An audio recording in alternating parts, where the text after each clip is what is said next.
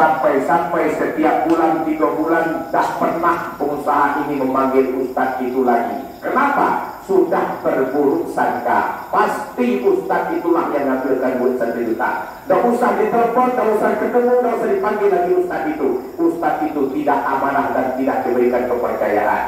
Suatu ketika dipertemukan oleh Allah pas nak masuk al-mama, nak masuk swalayan, ketemu pengusaha itu nak keluar dari swalayan, ustaz kena masuk, ketemu di jalan.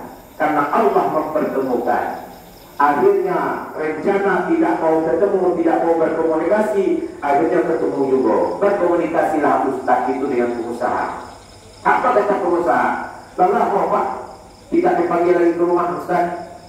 Yo, kenapa? Karena berburuk sangka tadi. Akhirnya pengusaha bertanya, ustaz, waktu saya undang ustaz dan keluarga itu dulu di rumah makan dulu, saya pernah menaruhkan Al-Quran dan pernah menaruhkan duit 1 juta di atas meja.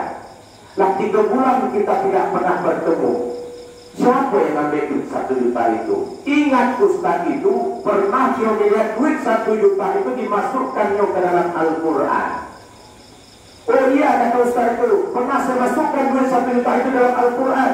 Coba bapak tengoklah Al-Quran itu, mana tahu masih ada duit itu di situ.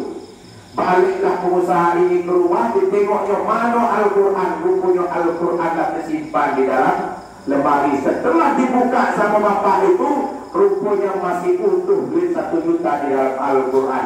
Lah 3 bulan Al-Quran itu tak pernah dibuka-buka, lah 3 bulan tak pernah dibaca, lah 3 bulan pula sudah berburuk sangka kepada ustaz itu. Padahal duitnya itu sudah disimpan di dalam Al-Quran. Masuk Ramadan baru kita ambil Al-Quran, dalil Quran. Perbanyakkan membaca Al-Quran itu. Allah dan sangat surga itu sangat merindukan orang yang membaca Al-Quran.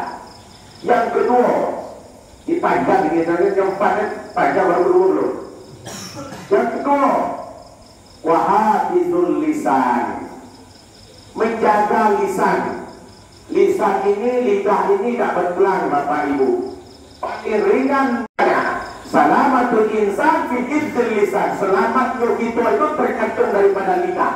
Sedikit lidah itu berkata kotor, orang tersakiti, kita bisa dimusuhi. Gara-gara apa? Gara-gara lisan ini. Tapi kita bertutur kata baik, insya Allah hati orang menjadi sejuk dan kita selalu dijaga bersamanya. Persatuan silaturahim terjaga. Itulah yang dikatakan dengan wa'afizul lisan. Yang ketiga, wa mut'imul jiran, memberikan makanan orang-orang yang lapar. Inilah kesempatan Ramadan. Orang yang berpuasa itu orang yang lapar.